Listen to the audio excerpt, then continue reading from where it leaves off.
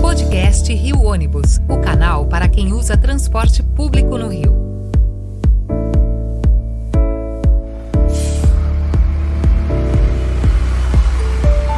Bem-vindo ao podcast do Rio Ônibus, o seu ponto de encontro para conversas sobre mobilidade urbana, transporte público e as histórias que movimentam o Rio de Janeiro. Eu sou Paulo Valente, diretor de comunicação do Rio Ônibus, e te convido a embarcar com a gente nesse bate-papo que conecta você à nossa cidade. Hoje o papo é sério, mas necessário. Vamos falar sobre os bastidores que mantêm o transporte público funcionando, com foco em governança, financiamento e sustentabilidade.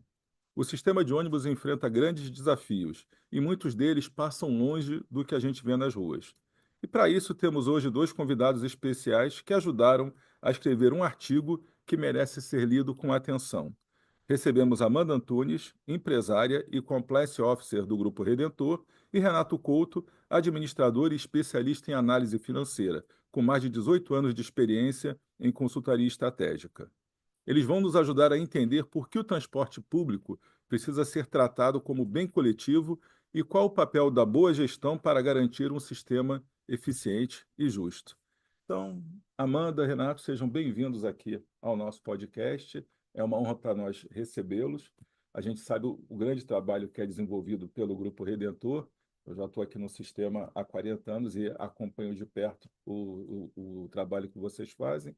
A gente sempre teve um intercâmbio muito grande entre as empresas e vocês são, para nós aqui do Rio Ônibus e para todo o sistema, uma referência. Então, um prazer te receber aqui para a gente falar sobre um tema tão importante. O Renato também, já nos conhecemos há algum tempo, sempre falando desse assunto, que é a questão do compliance, e vai ser muito bom a gente trocar ideias hoje aqui e explicar para os nossos ouvintes aqui a importância disso, porque as pessoas escutam compliance, né? O que é isso?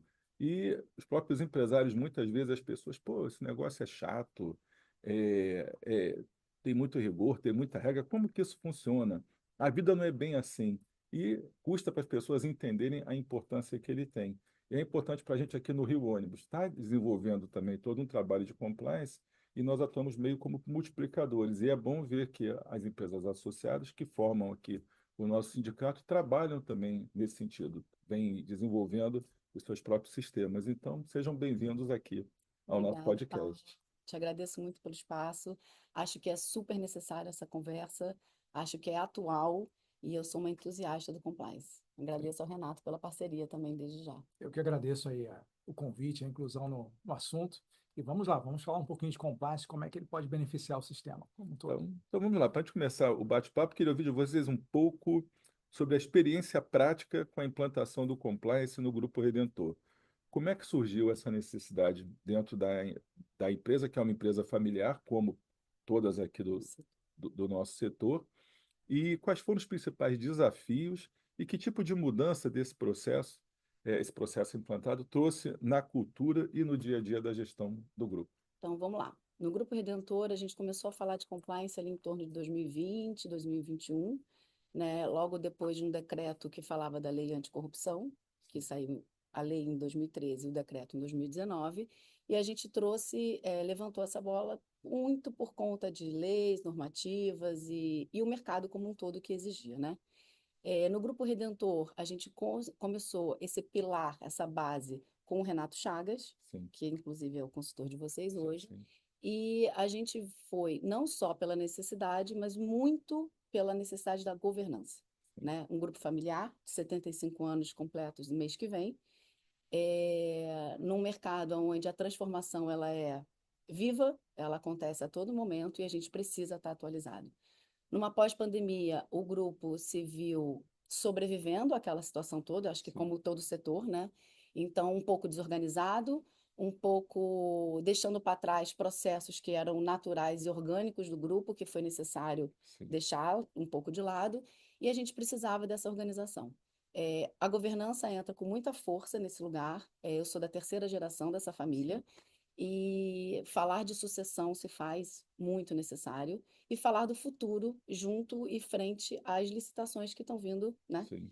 uma realidade para o nosso É o final setor o de um tempo inteiro. contrato e está Exatamente, chegando aí uma nova fase exatamente, de exatamente. concorrência pública, tudo isso. Então, o compliance vem para regulamentar, digamos assim, essas regras e essas novas formas de pensar dentro da empresa, mas o grupo precisava basicamente falar de governança interna mesmo, né? Foi uma decisão da liderança, né? Então, tudo começa na sociedade mesmo, na liderança, o que é fundamental para qualquer programa de compliance. Sem esse engajamento e esse entendimento dos benefícios, não tem programa que se sustente, né? Sim. Então, mas mesmo assim, existem os desafios, né? E assim, a implementação, a gente trouxe o Renato Couto, com a sua consultoria, para me ajudar nessa implementação. Eu, desde sempre, fiquei à frente desse projeto, desse programa, porque é algo que eu acredito e que eu realmente me mergulhei para entender melhor, para construir ele da melhor forma possível. E eu acho que a nossa parceria faz muito sentido, principalmente porque o Renato traz toda a técnica e toda a sua experiência de 18 anos de mercado, e eu consegui imprimir o DNA da empresa. Você colocou muito bem. É um desafio muito em função de não engessar uma roda que precisa de continuar girando, né? Sim. E um programa muito robusto, a gente tinha esse lugar de vamos parar a empresa, isso vai engessar. E então, isso foi um pensamento onde eu acho que quando você imprime o DNA da empresa, você adequa para a realidade.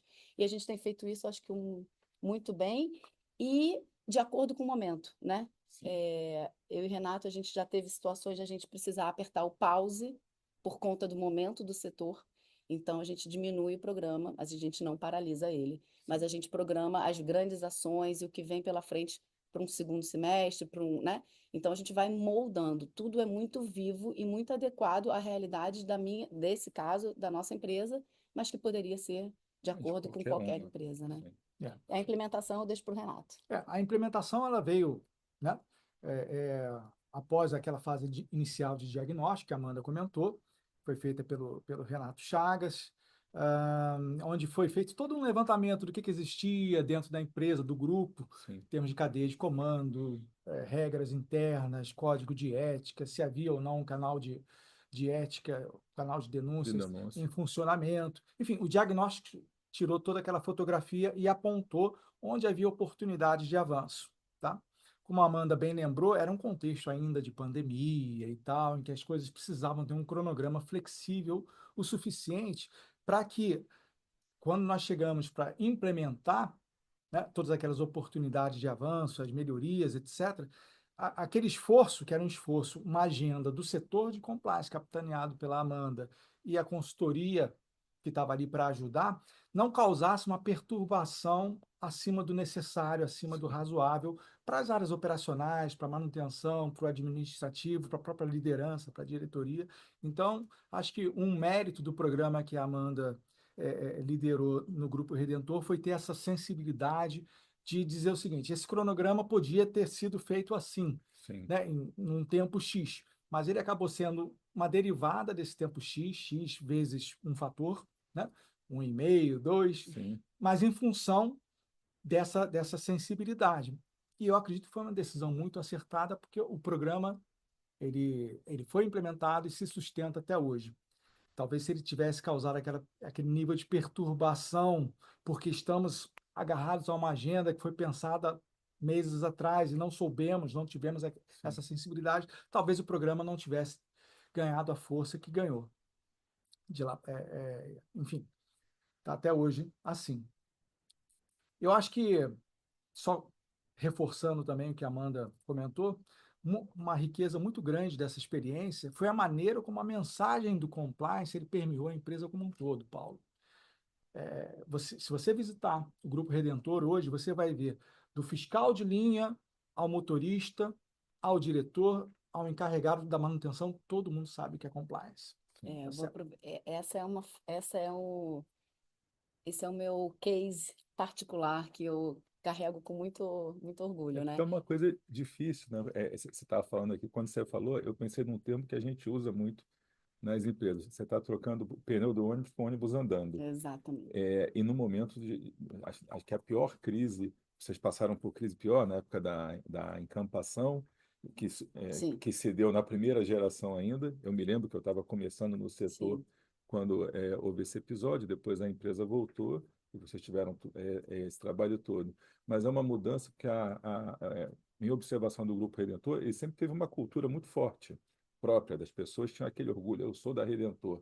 Mas começando lá, na época você é a terceira geração, conheci bem seu avô, eu conversei muito com ele, e tinha uma cultura muito forte, eram muito marcantes, assim, qualquer rodoviário falar, eu não, sou da Redentor.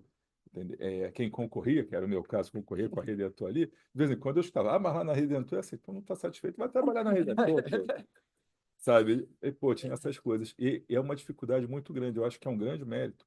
E a grande dificuldade é você mudar uma cultura forte, como a que vocês tinham, muito centrada na presença dos fundadores, que eram aqueles caras que estavam ali o dia inteiro, né, com a barriga no balcão, como a gente fala, eles estavam ali trabalhando, atuando, e ter que dar aquele salto da empresa que era administrada pelo fundador de uma maneira muito sim, particular. Vocês sempre foram inovadores, mas aquele negócio é o é cara o olho que do dono. dominava tudo, É. era o olho do dono.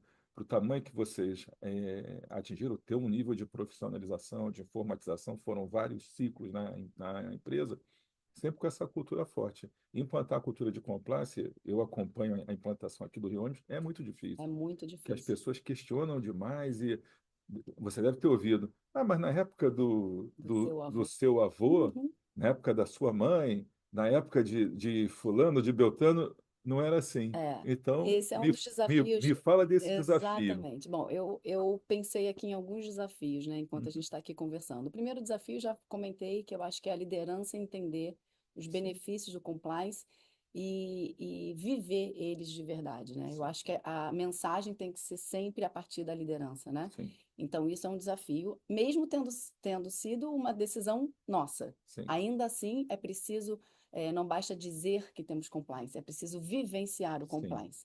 Então, isso é um desafio muito por conta dessa cultura, né? Aí eu e Renata, a gente conversa muito que o compliance ele não deixa de ser uma jornada de transformação cultural. sim, E essa jornada, como a própria palavra já traduz, ele é um caminho, ele é um processo. A gente está amadurecendo o compliance dentro do Grupo Redentor ainda. sim. Mesmo a gente já tendo muitos frutos positivos, a gente ainda está amadurecendo isso, né? Então, tem essa questão do engajamento da liderança.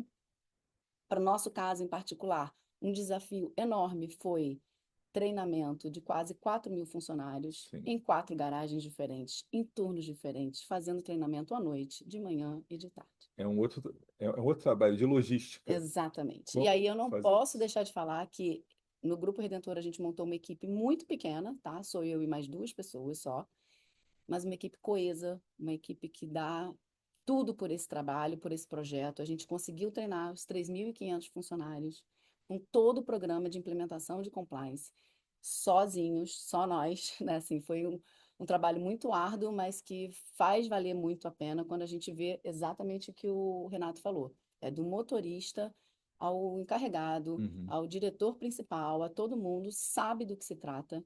E desmistificar a palavra compliance também é um desafio, né? Sim.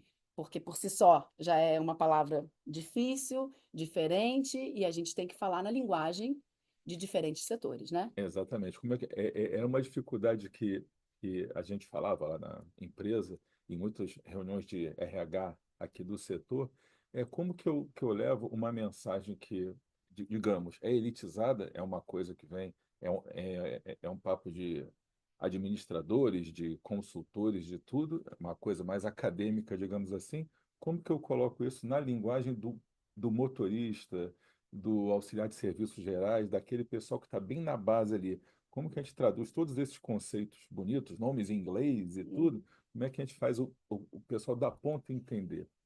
Esse é o É desafio. traduzir mesmo. A Traduzir mesmo. gente pega tudo que o Renato fala brilhantemente E coloca na, e na coloca linguagem rodoviária. exatamente. E aí, uma coisa que eu fico muito feliz em dizer é que a gente vai para campo mesmo. Eu participo dos treinamentos, eu falo, eu atendo, eu troco ideia, eu Sim, escuto. Então, isso faz muita diferença quando você tira essa distância também, né? Eu brinco que o compliance tem um nome já o suficientemente robusto e a gente tem que quebrar essa barreira. exatamente. Então, a gente faz esse trabalho com essa equipe que eu volto a dizer, acredita muito no que faz, eu acho que isso faz toda a diferença. E só complementando, quer dizer, a gente fala muito em treinamento, né? Você poderia substituir treinamento, ou se não substituir, pelo menos acompanhar treinamento por comunicação. Comunicação, comunicação. Como a Amanda bem frisou no começo da fala dela, não foram uma ou duas rodadas de treinamento lá atrás, no momento de, né, de virar a chave. Treinamento é uma constante dentro do grupo. A Amanda e o time dela fazem isso uma rotina impressionante. Como ela falou, são várias garagens, várias instalações, 4 mil e poucos funcionários, 4 mil e tantos funcionários. Então, é uma constante. Então, é comunicação, comunicação, comunicação. Mais à frente, nesse podcast, a Amanda vai falar um pouquinho das ferramentas, da metodologia que ela acabou criando para reforçar a comunicação. Mas o que eu também queria frisar aqui agora, só para começar a fechar essa pergunta inicial, é o seguinte: o compliance, não só no Grupo Redentor, em qualquer lugar, ele costuma ter o seu gatilho inicial a partir das que tem de legal. A lei anticorrupção do governo federal, lá atrás, 2002. Teve a lei anticorrupção também do Estado do Rio de Janeiro, né? que nos afeta aqui como um todo. Então, isso costuma ser o gatilho inicial, o argumento para você começar a implementar o programa de compliance. Mas em qualquer empresa, depois desse momento inicial, em que até, dependendo aí do setor, aí já extrapolando, não só mobilidade urbana, mas construção civil e outros, né? No começo, quando você implementa o canal de ética, o canal de denúncias, costumam ser denúncias, né, ou chamados ali afeitos à lei anticorrupção, alguma suspeita de má conduta, mas logo aquilo passa a se transformar no dia a dia da empresa. São questões de assédio moral, são questões da avaliação daquela pessoa que está originando a denúncia, de que, no entender dela, alguma coisa de carga horária ou, enfim, da forma como ela recebeu uma determinada instrução de Às vezes, trabalho, uma questões ordem. estruturais também, a gente teve, né, grandes avanços em questões estruturais, por exemplo, de estrutura mesmo, às vezes um banheiro, uma portaria, uma necessidade que no nosso dia a dia, enquanto liderança, passa despercebido. Então, traz essa proximidade nesse sentido. Então, rapidamente, a coisa deixa de ser tão técnica e legal para atender uma lei anticorrupção para um elemento de transformação, uma alavanca de transformação de um ambiente. A Amanda falou uma coisa interessante aqui, foi a palavra eu escuto, entendeu? Porque as pessoas acham qualquer plano esse de compliance, alguma coisa, é uma coisa que é imposta porque a lei manda, porque é necessária, tipo, a pessoa não entende bem aquilo. Na hora que ele verifica que é um canal, e você colocou muito bem no começo, se restringe à lei. Olha, eu acho que de acordo com a lei, isso aqui é uma atitude suspeita e tudo. Quando eles verificam que é um canal confiável e que é um canal seguro, que te dá um retorno, ele se sente à vontade de falar de coisas que, de repente, nem tem a ver diretamente com compliance, mas que podem ajudar muito na gestão da empresa no dia a dia, na inserção. Olha, pô, o cara que é lá, um motorista que tá pequeno dentro dessa estrutura de 4 mil funcionários, ele, olha, eu fiz uma denúncia aqui, fui ouvido, olha, me chamaram para conversar, esse tipo de coisa. Então, isso é fundamental. Não tem uma fórmula básica, assim, o manual do compliance tem, mas na prática, no dia a dia, ele tem que ir se adequando a essas coisas que vão surgir. Falando especialmente de canal, é muito interessante, porque o canal, para nós, ele é uma faca de dois gumes, digamos assim, né? Ele é o meu maior desafio em relação ao entendimento do compliance para os colaboradores, porque eles ficaram muito com essa sensação de que o compliance é um canal de denúncia. O compliance é muito além disso. Muito além. A gente vai falar de processos, a gente vai falar de due diligence, a gente está falando de parceiros, fornecedores, a gente tem uma infinidade de pilares, né, que a gente pode construir um compliance. Mas, para o colaborador, fica muito esse lugar, pela necessidade que ele tem de ser escutado. Eu tenho o privilégio de trabalhar numa empresa que existe um RH contundente, um RH que atende todos os dias, inclusive atuante aqui dentro com a Rio Ônibus. Enfim, eu tenho esse privilégio, que eu sei que não é de todas as empresas que Sim, tem. Então, assim, tanto o treinamento que o Renato colocou, que a gente muito bem trouxe uma oxigenação, eu acho, né? sim, A empresa tem um histórico de sempre ter participado, de sempre ter os melhores treinamentos, como você bem colocou, da primeira geração e da segunda.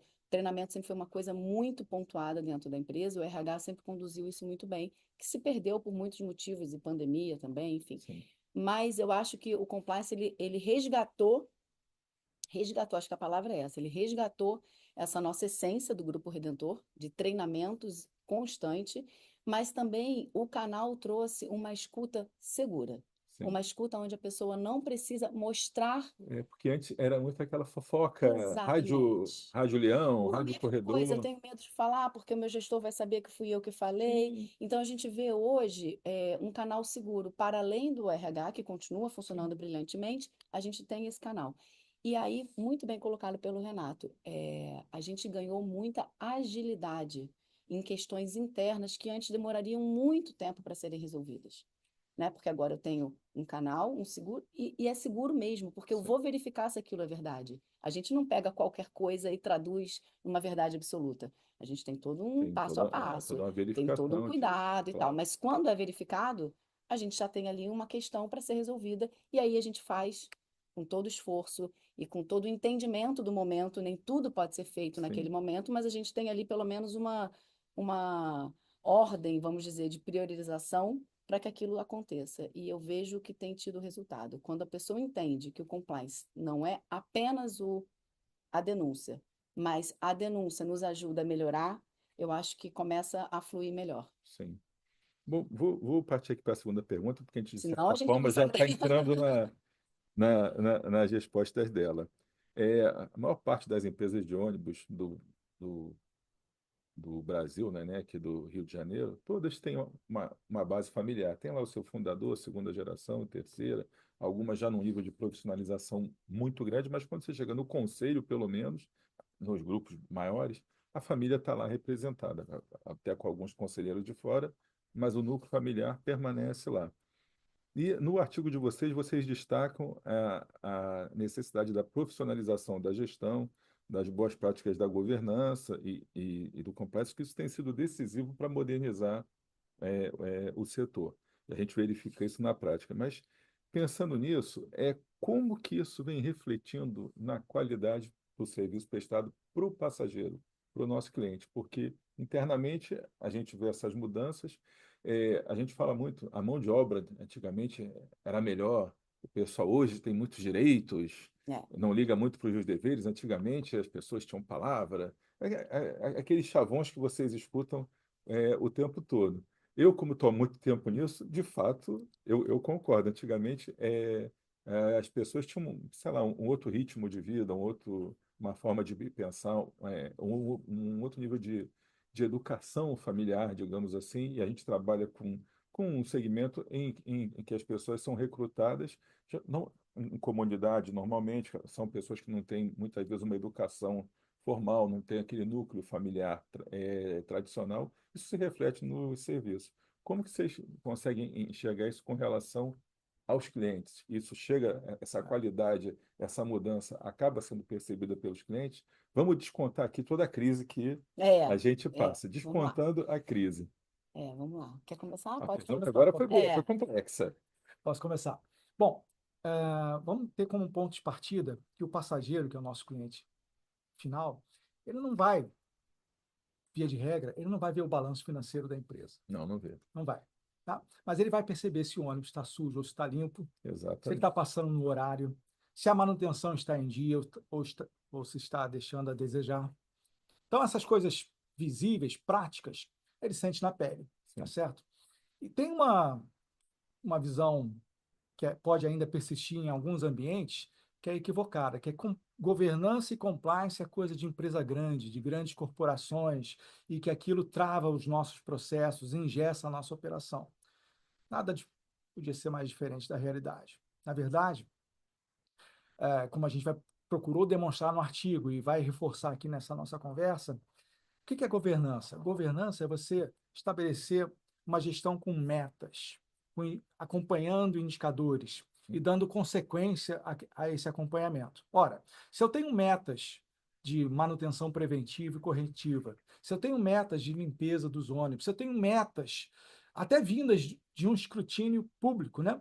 Imprensa, poder Sim. concedente, etc. e tal. Se eu não estabeleço uma governança robusta o suficiente, preparada tecnicamente para absorver essas metas, estabelecer indicadores, processos operacionais, financeiros, etc. e tal, e acompanhar a evolução daqueles indicadores, dando consequência, incentivos adequados, né, para que você possa melhorar, etc. Então, você realmente pode estar entrando num mato sem cachorro, Sim. né? Porque você tem um grau de escrutínio crescente vindo de fora para dentro e você ainda não tem uma governança preparada para... Bom, esse é um ponto. A governança está preparada, está estabelecida. O que compliance faz? Pega e começa a acompanhar se aquilo que foi estabelecido no desenho da governança está acontecendo na realidade. Sim. Aí eu faço um link com o que a gente acabou de falar. O compliance ele nasceu como uma resposta a um arcabouço legal anticorrupção. Mas na sua evolução, ele naturalmente ele acabou permeando a operação. Ora, se eu estabelecer um procedimento operacional padrão para oficina, ou para compras, ou qualquer que seja o setor que você possa imaginar dentro da empresa, dentro do grupo, e aquele procedimento operacional padrão ele foi desenhado para trazer boas práticas para o seu processo interno. Você tem instrumentos de gestão através de indicadores, sistemas. Você tem uma linha de governança, uma cadeia de comando que observe se aquilo que foi desenhado no procedimento, no fluxograma, está sendo observado na prática. Esse é o papel do compliance hoje em dia também. Não é apenas observar os quesitos da lei anticorrupção, é observar se o regramento interno, o desenho da governança, os fluxos dos processos, o acompanhamento dos indicadores, as ações corretivas, os incentivos, se tudo aquilo que foi pensado pela direção e consensado com o restante da organização está sendo feito hoje em dia. Então, acho que esse binômio governança e compliance, tá, ele tem que ser uma realidade próxima de qualquer empresa, inclusive uma empresa familiar de mobilidade urbana, porque enfrenta esse escrutínio crescente de fora para dentro. Eu acho que, só para acrescentar, eu acho que a palavra, nesse sentido que o Renato colocou, o compliance, ele responsabiliza. Ele dá a responsabilidade a quem de fato é. Então, se um procedimento operacional padrão foi desenhado e a gente entende que aquele gestor é o responsável por isso, o compliance ele faz esse, vamos dizer, esse mapeamento, depois do mapeamento, esse monitoramento. Então, a gente acaba dando ritmo, né, nessa responsabilização que muitas vezes, numa crise, num problema maior, se perde, que foi muito que a gente percebeu, né, dentro da empresa. A empresa sempre teve muitos processos, mas eles não estavam concretizados, digamos assim, no papel. Estavam muito na cabeça das pessoas, muito naquilo que você falou, daquela gestão mais personalizada, na barriga do balcão. exatamente. E assim, um conflito que eu vivo hoje na empresa, é um desafio também. Eu tenho pessoas na empresa com 60 anos de trabalho. Eu sei. E aí eu tenho que lidar com um jovem de 25 que tem isso que você falou, essa diferença cultural, esse empoderamento, né, das grandes mídias, do saber de tudo, dos direitos, e eu preciso falar para o que está lá há 60 anos e para o jovem que está chegando. Sim. Então, esse equilíbrio é o que a gente sempre conversa, né? O quanto que o compliance ele tem de técnico e o quanto que eu tenho esse olhar do DNA da empresa para a gente não se perder. Sim. Encontrar esse equilíbrio é um desafio. Respondendo só para complementar, ao passageiro final, e aí é um olhar muito particular meu. Eu acho que uma casa organizada, ela melhora a vida dos colaboradores. E aí a consequência chega aos passageiros, não tem jeito. Sim. Então, quando a gente organiza o nosso interior, a nossa casa, o nosso grupo, os colaboradores eles ficam também mais satisfeitos e aí o produto final, que é na rua com o passageiro, fica mais fácil de ser percebido, né? Vou dar um feedback interessante para vocês. Eu, conversando com a nossa equipe aqui da área de comunicação sobre esse podcast, foi interessante que uma das pessoas da nossa equipe tem um tio que é motorista do Grupo Redentor. Que legal. E se encontraram no Dia das Mães, foram na casa da avó, estava lá com a mãe, com o irmão da mãe que trabalha lá. E a conversa foi sobre transporte público, né? Porque aquelas conversas sobre tudo, surgiu o assunto transporte. E surgiu uma reportagem de um ônibus que teve um problema. Depois eu verifiquei lá com a turma, foram jovens estudantes que quebraram uma porta, forçaram, vandalizaram o ônibus, mas isso, na hora da reportagem, saiu com uma porta caindo, que é um absurdo e tudo. Depois a gente explicou, mas Sim. a nossa resposta depois não foi notícia, foi notícia o que É. aconteceu na hora, como Ah. sempre. Mas foi interessante a observação dessa pessoa da nossa equipe, falando que achou muito legal o tio dela, que é motorista, defendendo a empresa. Numa conversa de família, as pessoas reclamando, que a empresa é isso, a empresa é aquilo, todos da região de Jacarepaguá, e ele, não, porque a empresa é isso, a empresa é aquilo, não sei o quê. Um motorista, então, essa cultura chegou nele. É um cara que, no termo antigo, veste a camisa e Sim. estava numa discussão da família, já se indispondo com a turma ali para defender a empresa. Então, essa qualidade é o que chega no passageiro, porque é um cara que, na hora que der um problema, Sim. ele vai defender a empresa. Ele não vai falar, essa empresa é isso mesmo, está ruim mesmo, não. Ele entende os problemas que a empresa vem atravessando. Acho que vocês passam isso muito bem. Não é só falar do compliance das coisas boas. Vocês passam também para eles, olha, nós estamos atravessando um período de dificuldade. Essa transparência que vocês dão faz a diferença. Porque o teu motorista na ponta, ele não está iludido e nem está insatisfeito. Ele está ciente da realidade que a empresa atravessa, do período de dificuldades que vem passando e do produto que ele tem que entregar. Então, você fica com um feedback bom Ótimo, para vocês, que eu feliz. recebi, Obrigada, Paulo. foi ontem, conversando sobre o podcast de hoje. Então, Legal. na ponta chega, como vocês falaram, entendeu? Dá para Isso. complementar mais alguma coisinha? Claro, claro. Bom, você criou um gancho aqui para a gente falar o seguinte: a empresa familiar também é uma questão que tem umas fortalezas incríveis, tá certo?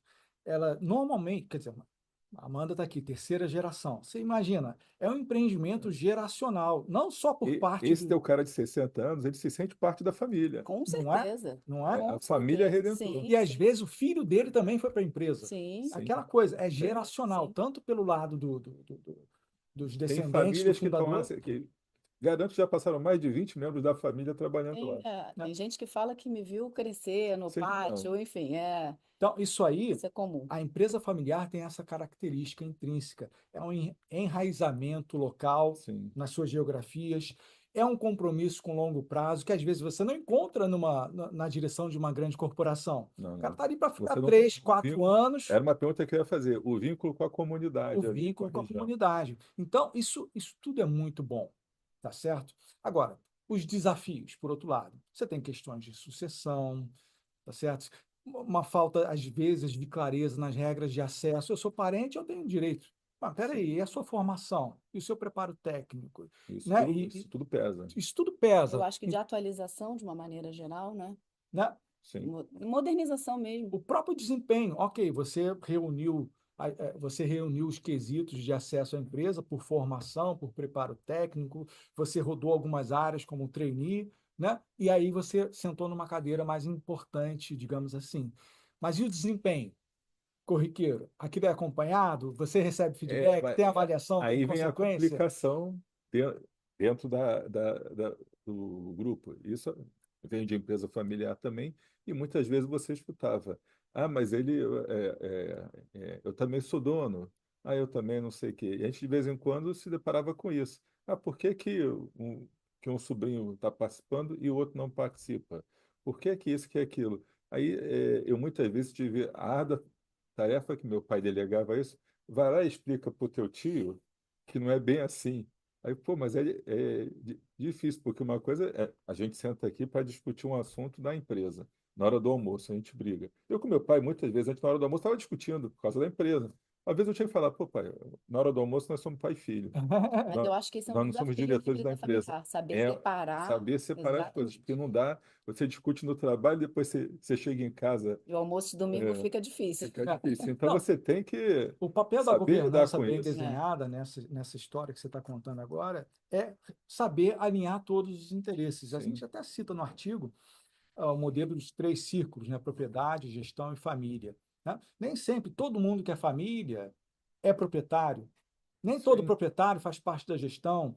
Cada grupo desses tem interseções, mas tem seus cantos separados, e todos eles têm de ser atendidos no alinhamento de interesses. A boa Posso botar governança vai pimenta interessar isso nisso? aí. Oi? Ditado que a gente escuta nas empresas familiares de origem portuguesa, né? É o seguinte: casa que falta pão, todo mundo fala e ninguém tem Não razão. é? Não é? Isso de vez em quando você põe essa pimenta aí no teu É, comentário. Isso acontece de vez em quando, nos momentos de crise, aí fica Exatamente. difícil de você conseguir, né? Então, É. continua, porque é bem por aí do que você está falando. Como ultrapassar isso? é. Pedro, eu acho que, assim, da mesma maneira como os setores de compliance vêm sendo, nessa última década, implementados em função de um gatilho inicial, que foi uma lei de fora para dentro, você tem também, como na minha primeira intervenção sobre essa pergunta, eu falei, o grau de escrutínio ele tem aumentado. Então, você se adapta a um novo terreno, né? Hoje você, quer dizer, a gente não sabe, eu não tenho detalhes de como vai ser o próximo contrato de concessão, mas ele certamente ele virá com alguns desafios novos.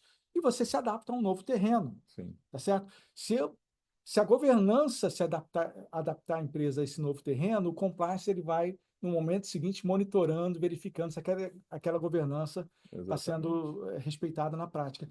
No artigo, nós citamos alguns exemplos internacionais, né? Como o Transmilênio, em Bogotá, Cidade do México. Eu não vou mergulhar muito nos detalhes aqui, não. O que eles têm em comum, esses exemplos internacionais? O fato de você ter um contrato de concessão, o fato de você ter um mercado operador também representado por empresas familiares, geracionais, que se adaptaram, porque a barra subiu muito em termos de indicadores, incentivos, Tudo isso. subsídios, contrapartida dos operadores, monitoramento dos padrões de qualidade para o serviço, tá certo? Então, eu não preciso.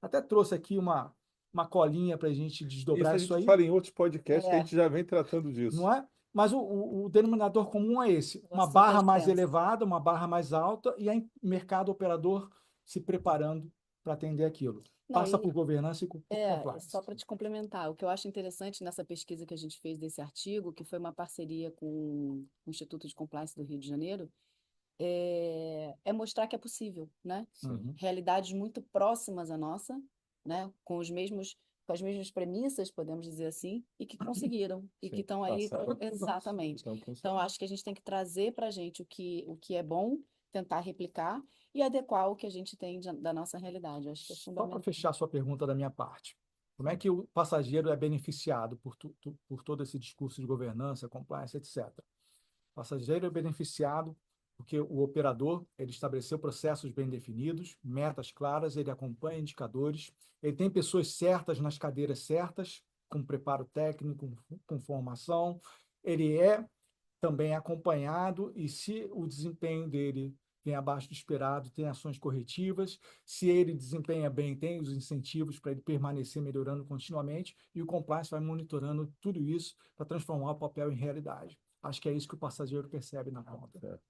E agora, para a gente finalizar, e dentro disso que a gente vem conversando, a gente no nosso setor está próximo de uma licitação. Essa semana saíram novas especificações da prefeitura com relação ao tipo de ônibus utilizado, por exemplo, e esse ônibus terá que vir com novas tecnologias de monitoramento, de prestação de informação ao cliente e mais uma série de coisas que a gente sabe. A fórmula de remuneração deve ser modificada. Então, são muitas mudanças estruturais daquilo que foi concebido 75 anos atrás, quando a empresa foi criada, de como aquilo funcionava, para o que a gente tem hoje. E o que vem por aí, a gente sabe que vai ser totalmente diferente. Próximo de um Transmilênio, de uma situação dessa, a gente teve a experiência com o BRT, que não deu muito certo, não por culpa dos operadores, mas por conta da falta do apoio do poder público, porque quando você chega lá em Bogotá, você chega na Cidade do México e tudo, há o espaço dos empresários, mas há toda uma parte administrativa da cidade. Então, se pensa a cidade, os governantes sucessivamente vão tratando bem. A gente tem Curitiba aqui perto, que isso funciona muito bem. Então, há uma diferença sobre a questão do poder público que gerencia todo esse processo e o papel do empresário, ele sempre vai ter. Quando me perguntam qual é o futuro do setor, eu falei, o ônibus vai ter que ter, né? Porque pode botar metrô, BRT, mas o ônibus tem que ter. Ele tem o espaço dele, maior ou menor, mas tem. E vai ter o espaço para o operador que souber se adaptar às novas necessidades, que tiver as condições de realizar os investimentos também, tudo isso. Então, eu pergunto para vocês, para a gente finalizar aqui.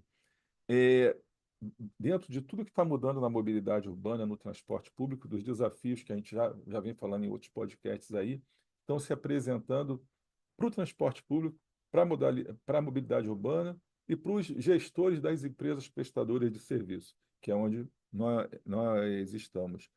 Vocês acham que há o espaço para as empresas familiares dentro dessa nova mobilidade urbana? Primeira pergunta. Segunda, elas estão preparadas para esse desafio? Vocês estão se preparando, mas como é que vocês encaram, então, esse desafio? E vocês acham que essa experiência vivida pelo Grupo Redentor serve de exemplo para outras empresas que hoje estão na dúvida, é, e eu escuto muito isso, tá?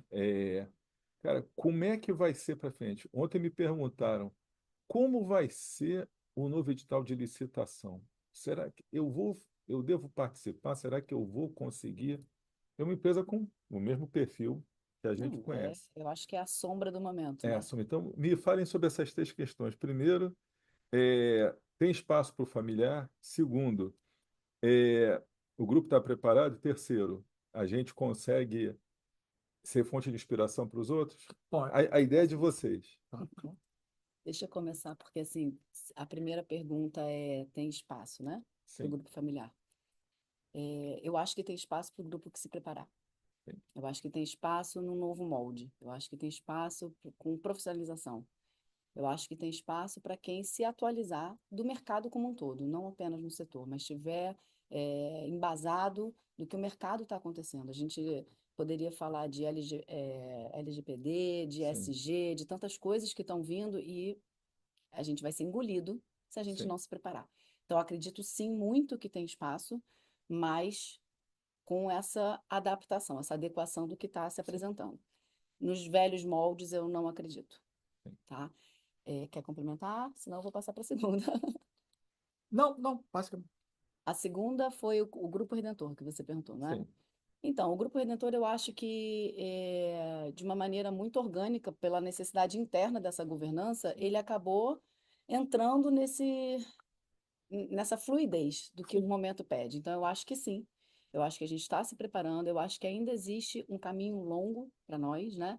Eu acho que a gente ainda precisa falar mais de profissionalização, eu acho que a gente ainda precisa definir coisas ali dentro, não só de sucessão, mas de questões de acordo com o que virá, né? A Sim, gente está vivendo um momento de cinza, momento de sombra, que a gente ainda não tem clareza. exatamente. Então, às vezes é até difícil se preparar sem a clareza do que vem, mas eu vejo o grupo muito querendo estar pronto para isso tudo, né? Então, eu acho que sim. A gente tomou talvez uma iniciativa dentro do setor. Eu só conheço mais um grupo que tem um compliance já bem definido, o que muito me anima, o que muito me dá esperança. Uma vez alguém aqui na Rio Ônibus me perguntou: como é que você se sente sendo uma das poucas a ter, ser uma das pioneiras a falar de compliance e tal? Me sinto mal. Queria que todo mundo estivesse falando de compliance. Esse lugar é o único lugar que eu não queria ter destaque. Eu Uhum. queria poder falar com todos sobre isso. Sim, Eu queria que todos estivessem se preparando sobre isso. E aí, achar que isso é algo muito grande, muito grandioso, inclusive financeiramente, também é um equívoco. sim, O compliance ele é adaptável e adequado a cada realidade. O Renato muito bem colocou isso. Desde uma empresa menor a grande porte, a gente consegue adaptar isso. sim, Então, eu acho que o setor ele tem que se preparar com esse olhar de que talvez não esteja na licitação obrigando, né, não seja tão implícito um compliance, mas que será muito bem visto as relações sim, com o banco, relações com parceiros, com fornecedores. Eu escuto já fornecedores grandes, né, falando de que só faz negócio com quem tem compliance. Então, a Exatamente. gente começa a ver um movimento dentro da realidade, tá? Eu não sou nenhuma pessoa fantasiosa. Dentro da realidade do setor, a gente consegue sim fazer um programa adequado e a gente consegue sim se preparar para o que vem por aí. Certo. E com isso vocês acabam sendo realmente fonte de inspiração para os outros, porque esse é o próximo passo. Eu vejo assim, as empresas foram se profissionalizando ao longo de décadas. Aí eu participei. Eu estava na empresa quando chegou o primeiro computador para a empresa, quando a gente deixou de fazer a folha de pagamento à mão, quando a gente começou a utilizar rádio, começou a utilizar BIP, pager, Nextel, né? Nextel, tudo isso. Então, eu participei disso tudo. E de quando começou a chegar a inteligência artificial, a gente fazia a programação, não era mais aquele escalante que ficava ali. Você tem um programa de computador que você joga os dados lá, de carregamento de tudo, e ele te dá, olha, essa é a matriz ideal para a sua operação. A escala, né? A escala, discutir tipo de tecnologia, discutir conceito de ESG, de compliance, tudo. Então, eu acompanhei, a gente diga, desde o cara que tinha um caderno espiral. Quando eu comecei na empresa, a estatística da empresa era um caderno espiral que tinha uma pessoa que tomava nota do carregamento ali. Por que você faz isso? Não, no ano que vem eu lembrar quanto eu carreguei. E a gente funcionava assim: bota os ônibus para a rua, o dinheiro vai entrando, você vai pagando as contas e vai comprando um ônibus novo. Orgânico. Era muito É. orgânico. E eu acompanhei todo esse processo. Meu pai é um cara que dizia assim: eu queria matar o cara que inventou o computador, porque isso não serve para nada. Hoje ele é o fã do computador, acho uma maravilha. Mas acompanhei esse processo todo. E as empresas foram se adaptando. No meio do caminho, algumas, por motivo de mercado, de tudo, foram parando, outras foram ficando, porque o mercado é dinâmico. Sim. Então, quando eu comecei no setor, eram 100 empresas. Hoje são 26. E a gente passou por uma licitação. Há 20 anos atrás, 15 anos atrás foi a licitação. O pessoal, não, agora está tranquilo, porque a gente tem concessão pelos próximos 20 anos. Já chegamos a 15. E daqui a 3 anos tem licitação, porque se antecipou. Então é isso. A gente tem que absorver o novo. Custa essa mudança. É difícil olhar para dentro da empresa. Às vezes é difícil debater a cúpula da empresa chegar à conclusão: olha, mas eu sempre fiz assim e deu certo. Mas olha, daqui para frente não vai dar certo você Isso é o que fazer eu mais assim. escutei É, quando a gente começou a falar de compliance. E em exatamente. todos os níveis, tá? Em todos os Do níveis. Mas a gente motorista sempre ao fez assim e diretor, sempre funcionou. foi assim. Pois é, mas agora não vai funcionar mais. Mas o porquê?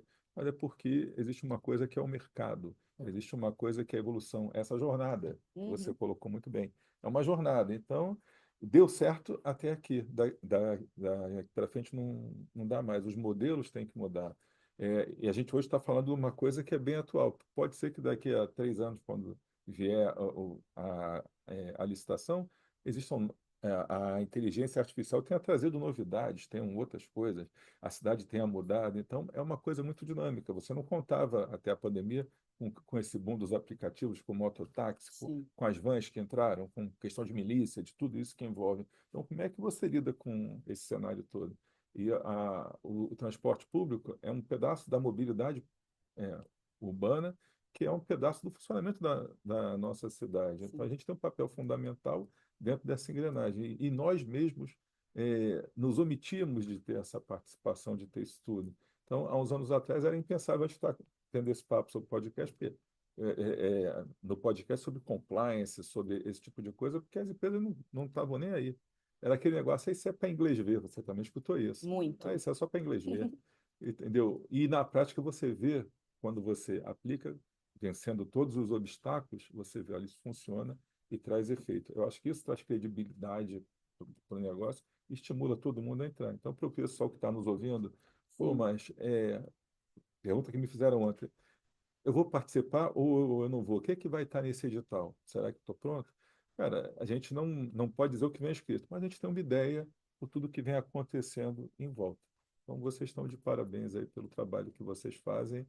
Aqui para o Rio Ônibus é muito importante a gente hoje estar falando sobre isso, porque é um assunto que certamente vai aflorar cada vez mais. A gente vai ter que conversar muito mais sobre compliance, sobre ESG, sobre a LGPD e sobre essas discussões agora de inteligência artificial, que a gente vai ter que começar a discutir isso, como é que isso vai funcionar dentro das empresas, como que a gente vai lidar com as novas tecnologias que estão vindo, com algoritmos, com tudo isso, é complicado. Então, eu fico muito feliz de ter conversado com vocês, de ver o trabalho que vocês fazem. Como eu disse, a gente acompanha o grupo lá a vida toda, época só de longe, época como concorrente, hoje como Mas te convido a conhecer pessoalmente o nosso programa, Paulo. Pô, legal.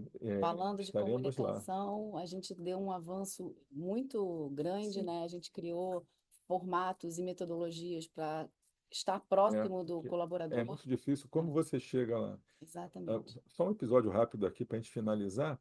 Quando eu comecei na minha empresa a querer me comunicar com os funcionários, eu tive um problema com como falar, porque era justamente isso. Eu tinha um pessoal que era motorista, que o cara tinha sido cortador de cana, veio para o Rio para trabalhar em construção civil, foi parar na empresa, virou manobrista, virou motorista, mas era semi-analfabeto. Tinha pessoal que fazia faculdade e era motorista. Então, eram níveis assim de formação, de entendimento diferente. Então, o que é que eu fiz? Fiz mais ou menos uma pesquisa dentro da empresa e a gente segmentou, então, por linhas. Eu tinha linha que só tinha, com todo respeito, cortador de cana, e tinha linha que tinha o pessoal com segundo grau completo, pensando em fazer faculdade. Tinha linha com o pessoal mais rebelde, tinha linha com aquele pessoal que era da família.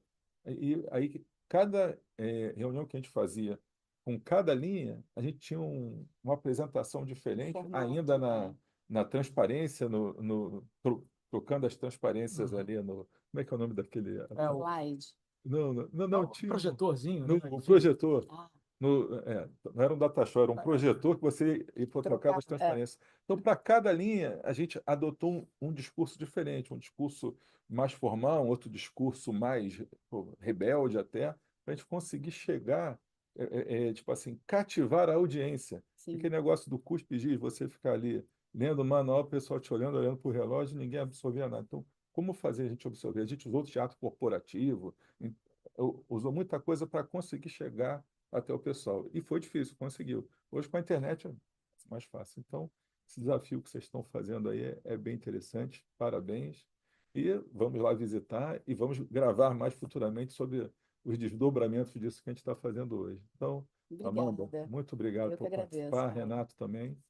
Em nome da nossa direção, vocês fazem parte da nossa direção, e em nome do nosso podcast aqui, muito obrigado pela participação. Obrigado pela chance de a gente exportar um pouquinho das ideias que a Amanda pilotou lá no Grupo Redentor. Acho que ninguém precisa começar do zero.